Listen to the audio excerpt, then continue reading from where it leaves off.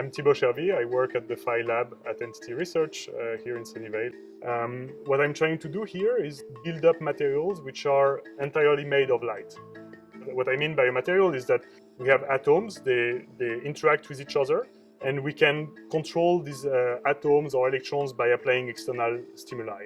We have very simple rules, attraction, repulsion, action of an electric field or a magnetic field on a particle. These are very simple rules. When you take millions of these particles and each of them follows this simple set of rules, is what we call emergent behavior.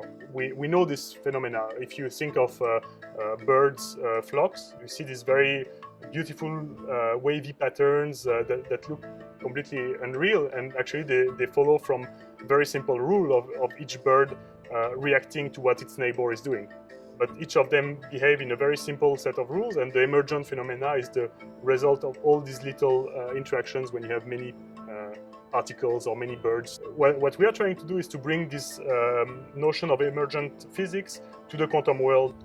We want to see emergent phases like bird flocks, but from quantum particles that already behave in a very counterintuitive way at the level of single objects. Of course, light is not any kind of medium. It's really the most common thing that you experience each day. Most of our interactions are based on what we see. Information is being carried by light. A lot of information processing is done optically. Electronics, we know the limitations of it. It's very good at what it does, but we are hitting the limit of what we are able to do with electronics. Now the question is, where is this limit on the optics? Can we process information in new ways by using this solid state of light?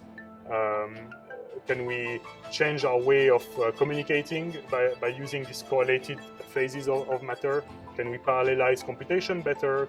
This is a very central element that we are always dealing with one way or another. And now we are trying to have a new emergent phase of this medium. I think one of the very profound motivation that I have is to discover that nature is much broader in what it allows as phenomena. We are used to enjoying the beauty of a sunset. How would we enjoy the beauty of a fluid of quantum particles of light that are there in your phone to allow you for doing your calculations? This is the kind of conceptual revolution that I hope will be happening further down the line.